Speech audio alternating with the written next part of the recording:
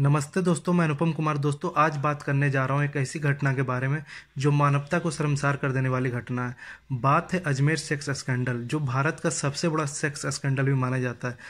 दोस्तों, इसमें तकरीबन 200 से अधिक लड़कियों का गैंग रेप किया गया और उनको ब्लैकमेल भी किया गया और उनका बार बार शोषण किया गया।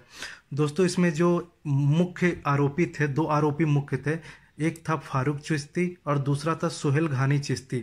ये दोनों वहाँ के बहुत ही पावरफुल लोग थे और वहाँ का जो दरगाह शरीफ है यानी अजमेर शरीफ जो है, वहाँ के ये मुख्य लोग, वहाँ का कमेटी है उनका ये मुख्य लोग भी थे।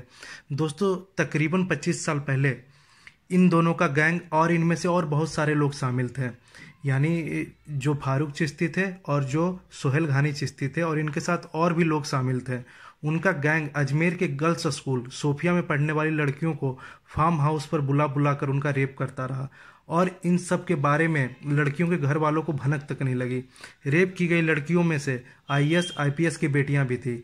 ये सब किया गया अश्लील फोटो खींचकर, यानी इनका जो है फोटो खींच लिया जाता था लड़कियों का अलग अलग परिस्थितियों में और उनको फिर ब्लैकमेल किया जाता था, फिर उनका रेप किया जाता था। पहले एक लड़की फिर दूसरी लड़की, ऐसे कर कर के 200 से अधिक लड़कियों के साथ ये हरकत की गई। ये लड़कियां किसी गरीब या मिडिल क्लास या बेबस घरों से नहीं थी, बल्कि अजमेर के जाने माने घरों से आने वाली बच्चियां थी। सोफिया अजमेर के जाने माने प्राइवेट स्कूल में से एक है। दोस्तों, जब इस बारे में पूरे वहाँ के लोगों को पता चला, अजमेर को पता चला, वहाँ के प्रशासन को पता चला, जब उनके अधिकारियों से पूछा गया, वहाँ जो अधिकारी थे, मीडिया वालों ने जब ये पूछा इस घटना के बारे में, तो वहाँ के अधिकारी बोलते हैं कि इसके बारे में पता तो पहले से था, लेकिन कम्युनल टेंशन ना हो जाए इसलिए कोई कदम नहीं उठाया। दोस्तों, यहाँ पे आपको हम बता दें कि ये जो घटना थी, इसमें जो आरोपी थे वो मुस्लिम थे और जिनके साथ ये घटना हुआ था, जिनका रेप हुआ था, वो मैक्सिमम आते थे हिंदू कम्युनिटी से आते थे। इसलिए ये जो वहाँ का अधिकारी सोच रहे थे कि अगर ये मामला तुल पकड़ा तो हो सकता है यहाँ दंगा हो जाए, बहुत बड़े लेवल पे दंगा हो जाए और ये मामला क्रिमिनल ना हो जाए। तो इसलिए इस मैटर को जितना दबा सके दबाने की कोशिश की गई। और दोस्तों, ये मैटर को लगभग 1.5 साल 2 साल तक दबा के रखा गया। फिर इसके बारे में जब लोगों को धीरे धीरे पता लगा तो वहाँ का एक जो मीडिया कोई था, वहाँ का लोकल मीडिया, वो इसको प्रकाशित किया, उनका फोटो भी उसमें अपने पेपर में छापा ब्लर करके। तो फिर लोगों को जब धीरे धीरे पता लगा तब ये जो मामला है तुल पकड़ा गया। तो आइए दोस्तों इसके बारे में विस्तार से जानते हैं। दोस्तों, फारिक चिश्ती नामा के आदमी ने पहले सोफिया स्कूल की एक लड़की को फंसाया, लड़की की अश्लील फोटो खींच ली। बाद में इस फोटो के जरिए ब्लैकमेल करके लड़कियों को बुलाया गया और लड़कियों को, जो पहली लड़की के साथ जो एक घटना किया गया था, फिर उनको ब्लैकमेल करके बोला जाता था तुम दूसरी लड़की लेकर आओ, अगर नहीं लेके आई तो ये फोटो मैं सबको दे दूंगा, सबके पास भिजवा दूंगा ये फोटो। तो लड़की डर कर अपने दोस्तों को फार्म हाउस पर ले जाने लगी। उसकी दोस्त अपनी दोस्तों को भी और बुलाने लगी और ये जो ये प्रोसेस था हर लड़कियों के साथ किया जा रहा था। पहले एक लड़की के साथ किया गया, फिर दूसरी लड़की का ये फोटो खींचकर उनको भी ब्लैकमेल करने लगा, फिर वो दूसरी दोस्त को बुला कर लाती थी। ये जो सिलसिला है लगातार चलते रहा। दोस्तों, ऐसे करके एक ही स्कूल के करीब 200 से ज़्यादा लड़कियों के साथ रेप हुआ। घर वालों की नज़रों के सामने ये लड़कियां फार्म हाउस पर जाती, कहते हैं कि बाकायदा गाड़ियां लेने आती थी, इन्हें घरों पर छोड़कर भी जाती थी। लड़कियों की रेप के वक्त फ़ोटो खींच ली जाती थी, फिर डरा धमकाकर और लड़कियों को बुलाया जाता था। ये भी कहा जाता है कि स्कूल की इन लड़कियों के साथ रेप करने में नेता, सरकारी अधिकारी भी शामिल थे। यहाँ तक कि जो चिश्ती लोग थे उनके घर के नौकर भी इसमें शामिल थे, उनके ड्राइवर, उनके जो किचन में काम करने वाले लोग थे, घर में काम करने वाले लोग थे, वो भी इसमें शामिल हो गए थे। इस स्कैंडल के मास्टरमाइंड थे फारूक चिश्ती, नफीस चिश्ती और अनवर चिश्ती। ये तीनों ही यूथ कांग्रेस के लीडर थे। फारूक प्रेसिडेंट पोस्ट पर था। इन लोगों की पहुंच दरगाह के खादिमों, जो कि वहाँ के दरगाह के केयर टेकर्स होते हैं, तक भी थी। खादिमों तक पहुंच होने के कारण रेप करने वालों के पास राजनीतिक और धार्मिक दोनों ही पावर थी। रेप के शिकार लड़कियां ज़्यादातर हिंदू परिवारों से थी। अधिकारियों को लगा कि केस का खुलासा होने से इसे हिंदू मुस्लिम नाम देकर दंगे हो सकते हैं। आगे चलकर ब्लैकमेलिंग में और भी लोग जुड़ते गए। आखिर इसमें से कुल 18 ब्लैकमेलर्स हो गए। इन लोगों में लैब के मालिक के साथ साथ निगेटिव से फोटोज डेवलप करने वाला टेक्नीशियन भी था। दोस्तों, इंडिया के सबसे बड़े सेक्स स्कैंडल आने वाले इस केस ने बड़ी बड़ी कंट्रोवर्सीज की आग को हवा दे दी। जो भी लड़ने के लिए आगे आता उसे धमका कर बैठा दिया जाता। इंडिया प्रेस ने यह दावा किया था कि इस केस में उन्हीं लोगों को पकड़ा गया जिनका बीजेपी से कोई कनेक्शन नहीं था। कहा गया कि सिर्फ कांग्रेस लोग को ही टारगेट बनाया गया।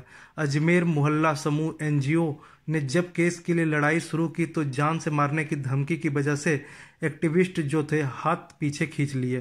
कहते हैं कि कम्युनिस्ट वकील पारसम शर्मा को भी केस बंद करने की धमकियां मिलने लगी। लड़कियों के घर वालों ने तो सामने आने से ही मना कर दिया। जिन लड़कियों की फोटोज खींची गई थी उनमें से कईयों ने सुसाइड कर लिया। एक साथ ही 6-7 लड़कियां मर गई। न सोसाइटी आगे आ रही थी ना ही परिवार वाले। डिप्रेस्ड होकर इन लड़कियों ने यह कदम उठाया था। एक ही स्कूल की लड़कियों के साथ एक एक सुसाइड करना अजीब सा लग रहा था। ये बात आगे चलकर केस को एक्सपोज करने में मददगार रही। पुलिस और महिला संगठनों की कोशिश के बावजूद लड़कियों के परिवार आगे नहीं आ रहे थे। इस गैंग में शामिल लोगों के नेताओं से कनेक्शन की वजह से लोगों ने मुंह नहीं खोला।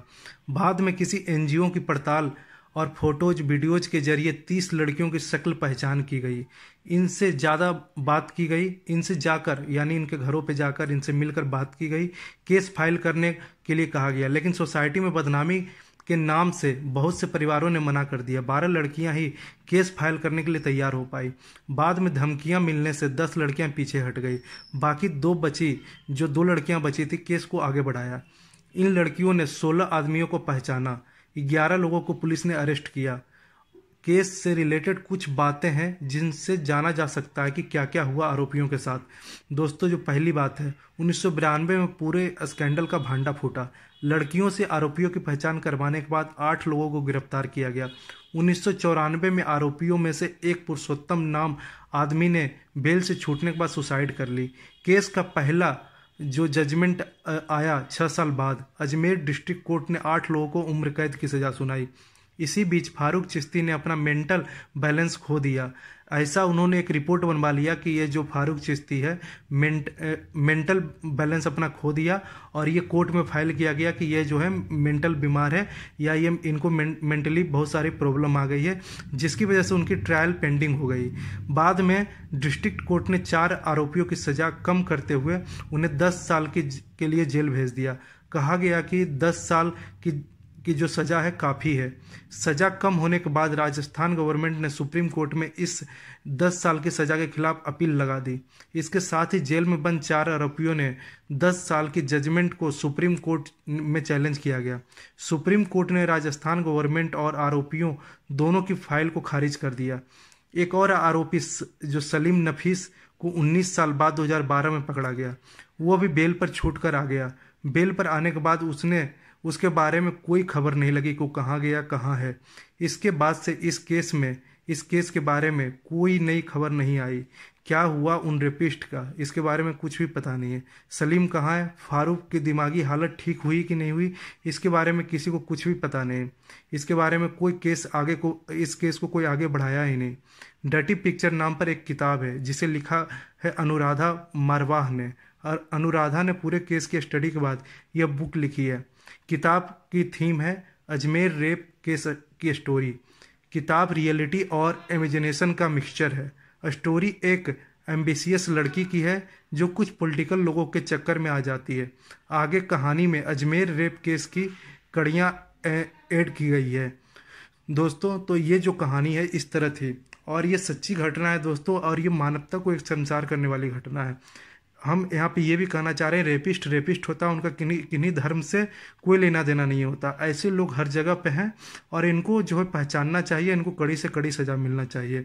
मैं तो यही उम्मीद करता हूँ दोस्तों। तो दोस्तों, इस वीडियो में इतना ही। देखने के लिए धन्यवाद। अगर ये जानकारी आपको अच्छी लगी तो अपने दोस्तों तक भी शेयर जरूर करें। तो दोस्तों, इस वीडियो में इतना ही। अगला वीडियो भी मैं जल्द लेके आऊँगा। धन्यवाद। जय हिंद दोस्तों।